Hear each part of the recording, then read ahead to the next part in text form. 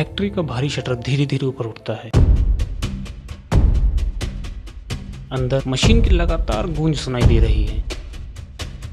इस फैक्ट्री का ये मामूली सा दिखने वाला फ्लोर असल में एक ऐसा राज छुपा कर बैठा था जिसका किसी को अंदाजा तक नहीं था।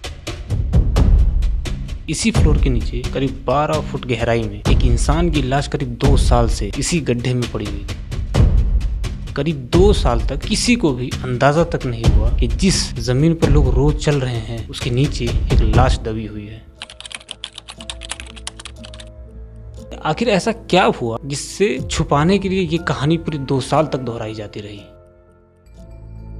जामनगर में रहने वाला ये परिवार भी बाकी परिवारों की तरह ही एक सामान्य जिंदगी जी रहा था। जिग्नेश धर्मेश भाई जो फर्नीचर का काम करते थे, वो अपनी पत्नी पृथ्वी, जिन्हें भूमि बहन के नाम से भी जाना जाता था, और 2 छोटी बेटियां थी। सब कुछ बिल्कुल सामान्य सा चल रहा था। लेकिन फिर एक दिन परिवार को पता चला कि जिग्नेश काम के सिलसिले में ऑस्ट्रेलिया चला गया है। ये बात उनकी पत्नी पृथ्वी ने बताई थी, इसलिए शुरुआत में किसी को शक करने की कोई वजह नजर नहीं आई। परिवार ने भी मान लिया कि जिग्नेश कुछ समय के लिए बाहर गया हुआ है, काम पूरा होगा तो वापस आ जाएगा। लेकिन दिन बीतते गए, फिर हफ्ते और कुछ महीने और गुजर गए। न जिग्नेश घर लौटा और न ही परिवार की उससे कोई सीधी बातचीत हो गई। अब धीरे धीरे एक ऐसी बात खटकने लगी जिसे शुरुआत में शायद किसी ने गंभीरता से नहीं लिया, क्योंकि किसी झूठ को कुछ दिनों तक छुपाया जरूर जा सकता है, लेकिन जैसे जैसे वक्त गुजरता है सवाल बढ़ने लगते हैं। और यहाँ भी ठीक ऐसा ही होने वाला था, क्योंकि वक्त किसी झूठ का सबसे बड़ा दुश्मन होता है। अब धीरे धीरे ये सिलसिला इतना लंबा खिंच गया कि जिग्नेश को ऑस्ट्रेलिया गए करीब 2 साल हो गए। इन 2 सालों में जिग्नेश की अपने परिवार से एक बार भी सीधी बात नहीं हुई, ना कोई फोन कॉल और ना ही कोई वीडियो कॉल आया। अब परिवार के मन में एक सवाल कुंडली मारकर बैठ गया, भला ऐसी कौन सी नौकरी होती है जहां इंसान 2 साल तक अपने घर वालों से बात नहीं कर सकता। लेकिन जब भी कोई सवाल उठाता तो पृथ्वी वही पुरानी कहानी दोहरा देती कि जिग्नेश ऑस्ट्रेलिया की कंपनी में काम कर रहा है, जहां पर नियम है नो फोन पॉलिसी, मतलब काम के टाइम पे वो कॉल नहीं कर सकता। फिर करीब 2 साल बाद एक बेहद मामूली सी घटना ने इस पूरी कहानी की नींव हिला दी। जिग्नेश का एक कजन ऑस्ट्रेलिया घूमने का प्लान बनाता है। उसने सोचा कि क्यों ना वहां जाकर घूमने के साथ साथ हम जिग्नेश से भी मुलाकात कर लें। तो इसीलिए जिग्नेश के कजन ने उसकी वाइफ पृथ्वी से उसका एड्रेस और उसका कॉन्टेक्ट नंबर मांगा। और ये एक बिल्कुल सीधी सी रिक्वेस्ट थी कि अगर जिग्नेश सच में ऑस्ट्रेलिया में है तो इसमें कोई झिझकने जैसी बात नहीं होनी चाहिए थी। रिपोर्ट्स के मुताबिक बार बार पूछे जाने के बावजूद पृथ्वी ने कभी एड्रेस नहीं दिया और हर बार बात को टालती चली गई।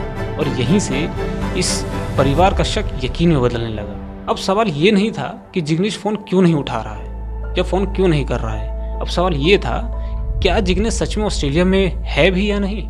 जिग्नेश के भाई अशोक, जिसका शक इतना गहरा हो गया कि वो सीधे जामनगर के सिटी बी पुलिस स्टेशन पहुंच गया, जहां पर उसने अपने भाई की मिसिंग पर्सन की कंप्लेंट दर्ज करवाई। उन्होंने पुलिस के सामने खुलकर अपना शक जाहिर किया कि जिग्नेश के इस गायब होने के पीछे कहीं उसकी वाइफ पृथ्वी और उसके किसी करीबी का हाथ हो सकता है। करीब 2 साल से चल रही ऑस्ट्रेलिया वाली कहानी पहली बार पुलिस की मेज पर थी। अब पुलिस को सिर्फ एक बात का जवाब चाहिए था कि जिग्नेश सच में ऑस्ट्रेलिया गया भी था या 2 साल से पूरे परिवार को एक झूठ सुनाया जा रहा था। लेकिन इस जांच को समझने से पहले एक और शख्स को समझना जरूरी है, और वो शख्स है नीलेश। क्योंकि पुलिस इन्वेस्टिगेशन के मुताबिक जिग्नेश जिस आदमी के साथ अपना बिजनेस पार्टनर बना के बैठा था जिसको, और वो एक भरोसेमंद साथी था, उसी नीलेश और उनकी पत्नी पृथ्वी के बीच एक ऐसा रिश्ता बन चुका था जिसकी जिग्नेश ने शायद कभी कल्पना भी नहीं की थी। और यहीं से होती है केस की असली कहानी शुरू। जिग्नेश फर्नीचर का बिजनेस करते थे और पृथ्वी और जिग्नेश की उनके साथ लव मैरिज हुई थी, जिसके बाद उनकी 2 बेटियां भी हुई।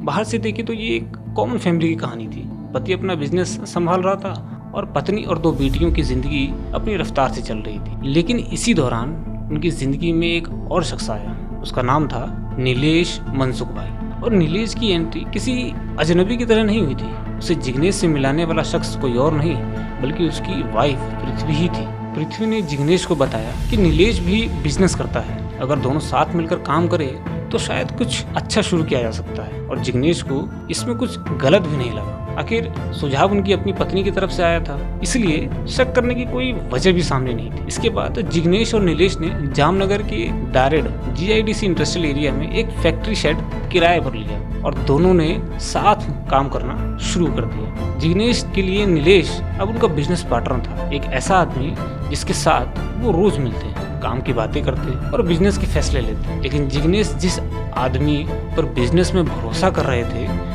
पुलिस इन्वेस्टिगेशन के मुताबिक उसी नीलेश और उनकी पत्नी पृथ्वी के बीच एक ऐसा रिश्ता था जिसके बारे में जिग्नेश को कुछ पता नहीं था। पुलिस की जांच में सामने आया है कि पृथ्वी और नीलेश एक दूसरे को जिग्नेश से उनकी शादी से पहले से जानते थे और दोनों के बीच अफेयर भी था। पर पृथ्वी की शादी के कुछ समय बाद दोनों लोगों के बीच में कुछ दूरियां सी आ गई। लेकिन पुलिस का दावा है कि जब फैक्ट्री का काम शुरू हुआ और नीलेश का आना जाना फिर से बढ़ा तो पृथ्वी और नीलेश एक बार फिर एक दूसरे के करीब आने लगे। अब जरा जिग्नेश की जगह से इस पूरी कहानी को देखिए।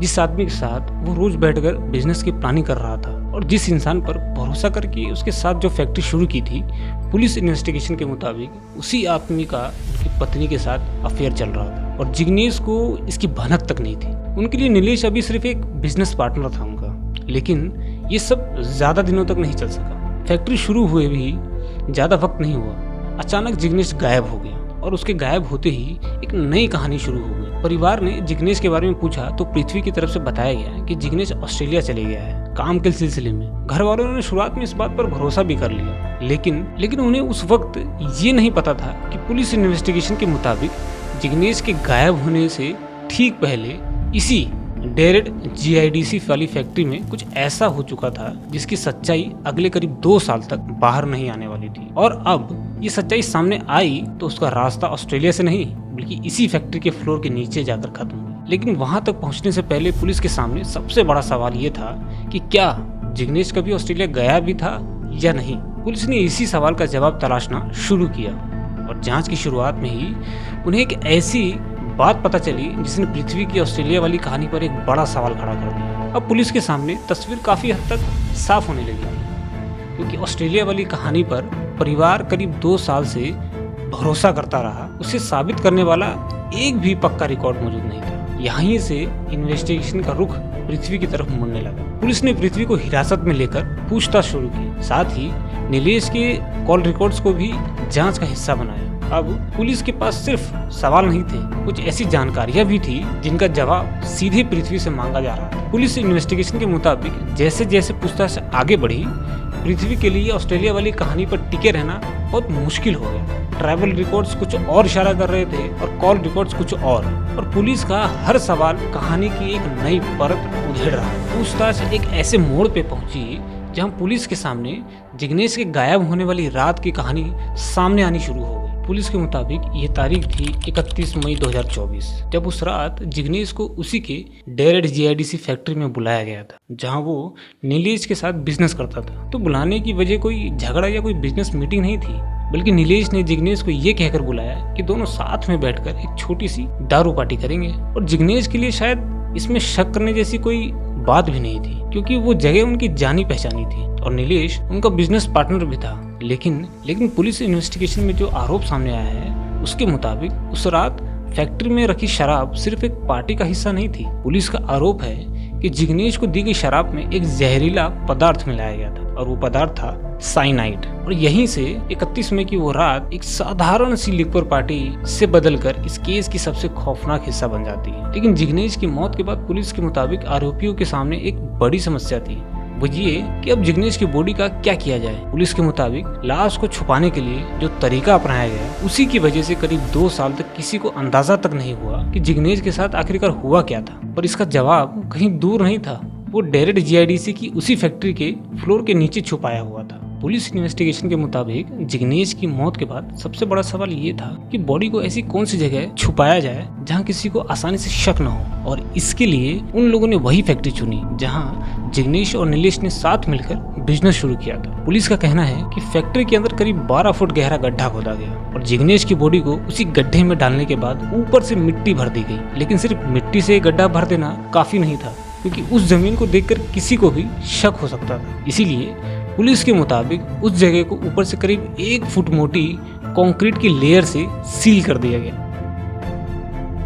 अब वहां फिर से एक नॉर्मल फैक्ट्री फ्लोर दिख रहा था। नीचे क्या छुपा है ये सिर्फ वही लोग जानते थे जो पुलिस के मुताबिक इस पूरी घटना में शामिल थे। इसके बाद जिग्नेश के गायब होने पर पर्दा डालने के लिए परिवार के सामने वही पुरानी ऑस्ट्रेलिया वाली कहानी चलती रही। एक तरफ जहां परिवार को लग रहा था कि जिग्नेश दूसरे देश में काम कर रहा है, तो दूसरी तरफ पुलिस की थ्योरी के मुताबिक उसकी बॉडी उसी फैक्ट्री फ्लोर के नीचे दबी हुई थी। लेकिन इस कहानी में एक और मोड़ था। वक्त बीतने के बाद पृथ्वी और नीलेश ने वो फैक्ट्री छोड़ दी।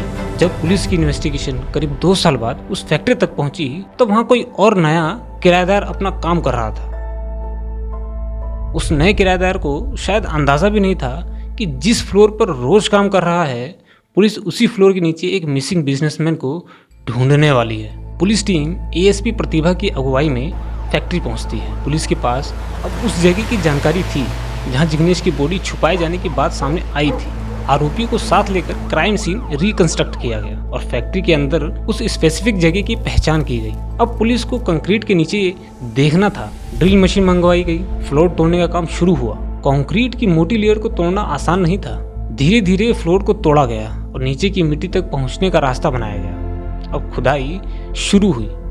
1 फुट, फिर उसके और नीचे खुदाई बढ़ती गई। पुलिस उस गहराई तक पहुंचने की कोशिश कर रही थी जिसके बारे में उन्होंने पूछताछ के दौरान जानकारी मिली थी। करीब 2 साल से फैक्ट्री का ये फ्लोर बिल्कुल नॉर्मल फ्लोर जैसा दिख रहा था। लोग इसके ऊपर काम कर रहे थे। किसी को पता नहीं था कि नीचे क्या छुपा है। और फिर खुदाई करीब 12 फुट तक पहुंचती है। यहाँ पुलिस को कुछ ऐसा नजर आया जिसके बाद ऑस्ट्रेलिया वाली कहानी के लिए कुछ भी कहना बाकी नहीं रह गया था। फैक्ट्री के फ्लोर के नीचे इंसानी हड्डियां मिलनी शुरू हो गई। अब पुलिस के सामने सबसे बड़ा सवाल था, क्या ये रिमेन्स जिग्नेश के ही थे? और अगर हाँ, तो करीब 2 साल से जिस इंसान को उसका परिवार ऑस्ट्रेलिया में जिंदा समझ रहा था, वो असल में इसी फैक्ट्री के फ्लोर के नीचे दबा हुआ था। फैक्ट्री में खुदाई के दौरान करीब 12 फुट नीचे एक स्केलेटन रिमेन्स मिला, यानी इंसानी हड्डियां बरामद हुई। पुलिस के मुताबिक इन रिमेन्स के जिग्नेश को होने का शक तो था, लेकिन बॉडी की हालत इतनी खराब हो चुकी थी कि सिर्फ देखकर इसकी पहचान करना मुमकिन नहीं था।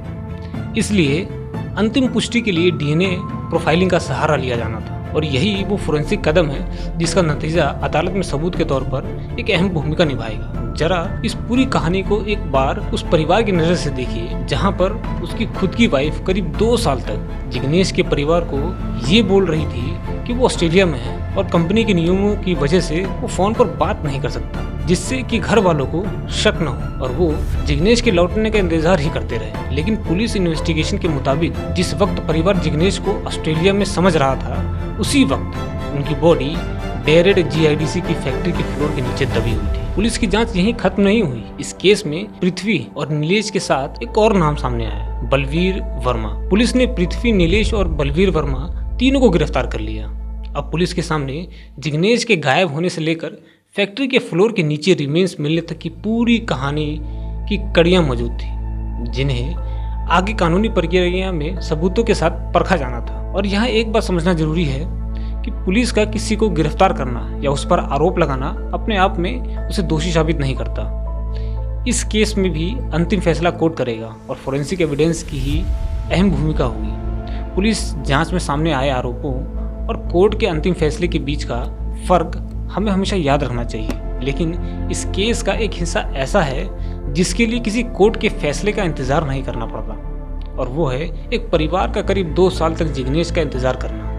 उनकी 2 बेटियां हैं। करीब 2 साल तक उनके सामने भी यही कहानी थी। पापा ऑस्ट्रेलिया में है। शायद उन्हें भी लग रहा होगा कि एक दिन पापा का फोन आएगा या एक दिन वो वापस घर आएगा। लेकिन जब पुलिस फैक्ट्री के उस फ्लोर तक पहुंची तो उस इंतजार की पूरी तस्वीर ही बदल गई। याद कीजिए वो फैक्ट्री शटर जो कहानी की शुरुआत में धीरे धीरे ऊपर उठा। अंदर वही मशीन की गूंज, वही साधारण सा फ्लोर। इस केस की सबसे हैरान करने वाली बात शायद वो 12 फुट का गहरा गड्ढा नहीं था, नहीं उसके ऊपर बिछाई गई कंक्रीट की लेयर। सबसे हैरान करने वाली बात यह है कि करीब 2 साल तक एक ही कहानी एक परिवार के सामने चलती रही। जिग्नेश ऑस्ट्रेलिया में है और आखिर में इसी कहानी को एक बेहद सिंपल से सवाल ने कमजोर कर दिया। अगर जिग्नेश ऑस्ट्रेलिया में है तो उसका एड्रेस क्या है, कभी कभी किसी बड़े राज तक पहुंचने के लिए किसी बड़े सबूत की जरूरत नहीं होती, और इस केस में भी शुरुआत हुई तो सिर्फ एक सवाल से कि जिग्नेश का एड्रेस क्या है, और इसी छोटे से सवाल ने उस झूठ की नींव हिला दी जो करीब 2 साल से ऑस्ट्रेलिया के नाम पर चल रहा था। और आखिरकार सच सामने आया भी, पर सच ऑस्ट्रेलिया में नहीं सामने आया, सच सामने आया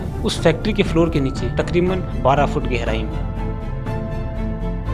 तो आपको ये पूरी कहानी कैसी लगी हमें कमेंट करके जरूर बताएं, और अगर आपको ऐसी ही सच्ची और हैरान करने वाली क्राइम स्टोरीज पसंद है तो चैनल को सब्सक्राइब करना ना भूलें। मिलते हैं अगली कहानी में, तब तक के लिए अपना ख्याल रखिए। धन्यवाद।